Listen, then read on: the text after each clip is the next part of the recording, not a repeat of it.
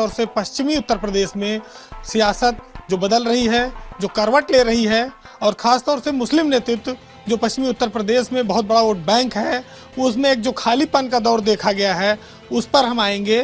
क्योंकि इकरा हसन का जिला प्रशासन के साथ जो एक मुठभेड़ हुई और जो एक स्थिति बनी जिसमें कहा गया कि प्रोटोकॉल का उल्लंघन हुआ, सांसद की गरिमा का ध्यान नहीं रखा गया और उनको अपमान झेलना पड़ा।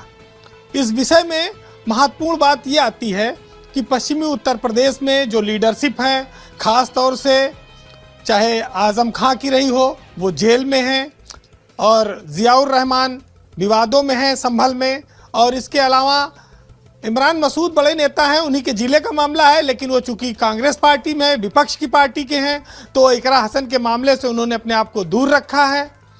तो इकरा हसन पश्चिमी उत्तर प्रदेश में एक बड़ा चेहरा है, उनके पास फॉलोइंग भी बहुत ज़्यादा है, लेकिन जो ये विवाद हुआ उसमें उनको उस तरह का सपोर्ट उनके समाज के नेताओं का नहीं मिला।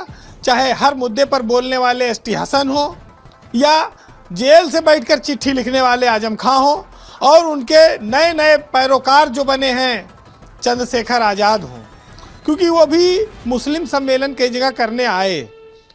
तो उत्तर प्रदेश की सियासत में इकरा हसन का मामला एक ऐसी ऊंचाई की ओर गया है जिसमें एक सांसद भी हैं, एक महिला है, एक पढ़ी लिखी महिला है, शालीन है, सभ्य है, विदेश से पढ़ी है, सियासत में पहले पायदान पर वो पहुंची हैं, पहला कदम है, और अभी ऐसा लगता है कि उनकी जो फॉलोइंग है वो दर्शाती है कि वो भविष्य में एक बड़ा रास्ता आने वाले वक्त में तय करेंगी।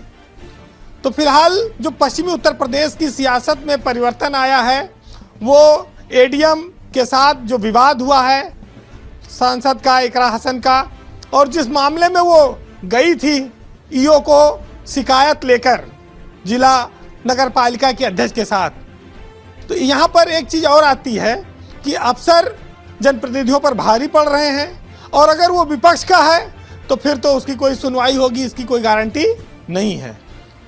सिनेरियो जो बन रहा है उसमें ये साफ आता है कि इस विवाद ने पश्चिमी उत्तर प्रदेश की ओर देखने की एक बार फिर से ज़रूरत महसूस कराई है कि वहाँ की सियासी ज़मीन को देखा जाए कि आखिर वहाँ पर चीज़ें हैं क्या।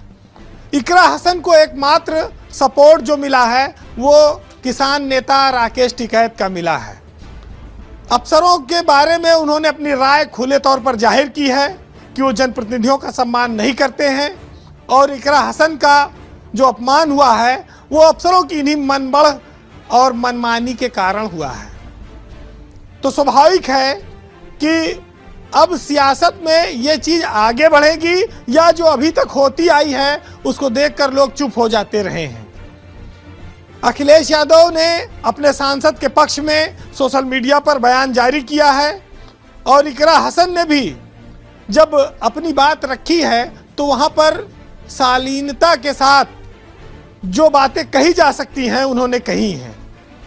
उनका ये कहना है कि अधिकारी 12 बजे से ऑफिस से गायब हो जाते हैं 3:30 बजे तक, और जब जब पूछो ये तब ये बताया जाता है कि साहब लंच पर हैं। कोई नगर पालिका का अध्यक्ष फ़ोन करे उसका नहीं उठता है। मैं सांसद हूँ, मैंने खुद कई बार फ़ोन मिलाया, मेरा नहीं उठा। और जब हम लोग एडीएम एफआर के पास इस मामले में गए, उन्होंने फ़ोन किया, तब एडीएम प्रशासन सुरेश बहादुर सिंह ने ये फ़ोन उठाया, और वो 3:30 बजे लौट के ऑफिस आए। वैसे भी पश्चिम के ज़िलों में जो अफसर तैनात होते हैं वो काफ़ी रसूख वाले होते हैं, जुगाड़ वाले होते हैं, और वो छोटे मोटे नेताओं को ज़्यादा भाव नहीं देते। वो जानते हैं कि हमारा कनेक्शन सीधा ऊपर से जुड़ा हुआ है, उस कनेक्शन के दम पर वो इग्नोर करते हैं, और विपक्ष का नेता हो तो उसका फ़ोन भी नहीं उठाते हैं। ये तो बहुत साफ है और इस बात को लोगों ने जाना और समझा है। लेकिन इकरा हसन शालीनता के साथ अपनी बात कहकर भी प्रसिद्धि पाने में कामयाब रही हैं। वो चर्चा में हैं। आपने देखा होगा कि पश्चिमी उत्तर प्रदेश में जो मुस्लिम लीडरशिप है, ख़ास तौर से समाजवादी पार्टी में, मुलायम सिंह के जाने के बाद से उस लीडरशिप में आज़म खां इकलौते नेता बचे थे जो बोलते थे तो पूरा प्रदेश सुनता था। जब से वो जेल में है उनकी बात बहुत सुनी नहीं जा रही है। एक खालीपन आ गया। उम्मीद यह थी कि संभल से नौजवान सांसद चुने गए, वो कुछ करेंगे। इधर इकरा हसन कैराना से चुनी गई, लेकिन इन सब में इमरान मसूद जो एक तेज तर्रार नेता माने जाते हैं, सांसद भी चुन लिए गए, वो लेकिन कांग्रेस से चुने गए। अब हर व्यक्ति की अपनी पार्टी के प्रति एक प्रतिबद्धता है। इमरान मसूद कई दलों में रहे हैं, कोई दल बचा नहीं है, चाहे हाथी हो, चाहे साइकिल हो, चाहे पंजा हो। ये सब पर वो कभी साइकिल दौड़ा चुके हैं, कभी हाथी की पीठ पे सवार रहे हैं, और आजकल पंजे के सहारे सियासी बैतरणी पार कर रहे हैं। वो उनकी अपनी काबिलियत और अपनी पार्टी की नीतिगत मजबूरी है, बाध्यता है। लेकिन जब मुस्लिम लीडरशिप की बात आएगी तो उनका नाम भी लिया जाएगा। अब बात आती है कि जो वैक्यूम पैदा हुआ है, उस वैक्यूम में इकरा हसन कितनी फिट बैठती हैं और उनको उत्तर प्रदेश की सियासत में और कहां आगे तक जाना चाहिए। क्योंकि ये एक शुरुआत है, एक स्टेप हुआ है। वो सांसद बनी है, लेकिन वो सिर्फ कैराना तक उनकी अब जो तस्वीर है, जो उनकी कहा जाए बातें हैं, वहीं तक सीमित नहीं हैं। वो पूरे उत्तर प्रदेश की सियासत पर असर डाल रही हैं। तो आजम खां के बाद अगर समाजवादी पार्टी किसी को अंदर पोटेंशियल देखती है या किसी को एक मुस्लिम लीडर के तौर पर, पढ़े लिखे मुस्लिम लीडर के तौर पर आगे ला सकती है, तो इकरा हसन के अंदर वो क्षमता है। और उनके पास आज के दौर का जो सबसे पावरफुल मीडिया, सोशल मीडिया, उस पर जो उनके दर्शकों की संख्या है, उनके चाहने वालों की संख्या है, वो काफ़ी ज़्यादा है। सियासत खाली सोशल मीडिया से नहीं चलती है, लेकिन वो जरूरी भी है आज के दौर में। नेता का अपना चरित्र, नेता की अपनी शैली, उसके भाषण की कला, ये सब चीज़ें मिलकर टोटलिटी में उसको एक मजबूत चेहरा बनाती हैं। इकरा हसन उसी रास्ते पर हैं।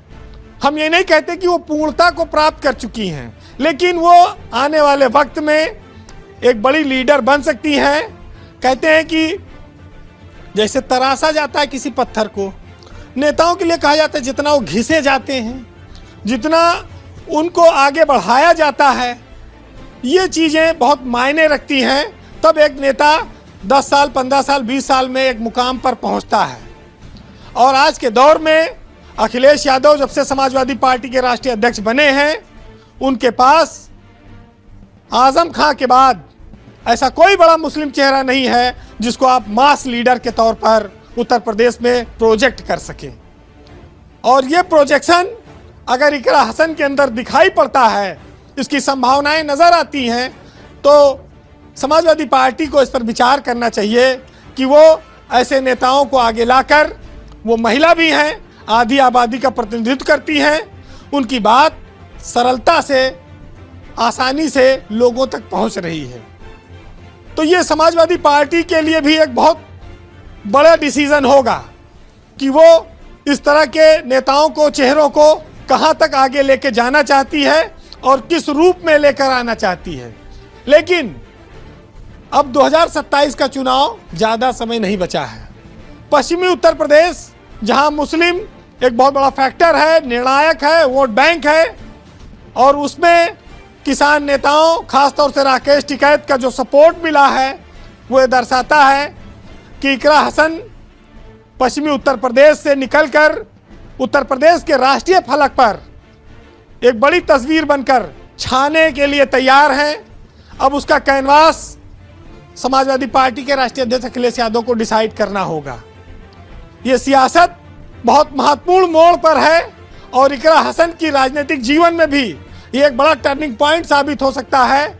इस पर गौर करना होगा, क्योंकि मैदान खाली है। पार्टी में कई नेता आए, वो उलझनों में उलझ कर रह गए। संभल का मामला आप देख रहे हैं, आजम खां का मामला भी आप देख रहे हैं, एसटी हसन का टिकट कट गया, वो भी सियासत में उस तरह से इफेक्टिव नहीं हो पाए। एकमात्र चेहरा इस समय पश्चिमी उत्तर प्रदेश में अगर दिखता है तो वो है इकरा हसन का। और इस चेहरे पर अगर दांव लगाती है समाजवादी पार्टी तो निश्चित ही नफे में रहेगी, मुनाफे में रहेगी, नुकसान की गुंजाइश नहीं है। और एक काट और वो तैयार कर सकती है जो कांग्रेस कर रही है इन दिनों इमरान मसूद के रूप में एक तैयारी। उस तैयारी की काट के तौर पर इकरा हसन भविष्य में बहुत बड़ा चेहरा बन सकती हैं समाजवादी पार्टी के लिए। और इस बात में आने वाले वक्त में जनता डिसाइड करेगी। परिणाम जब सामने आएंगे तब लोगों को इस बात का एहसास होगा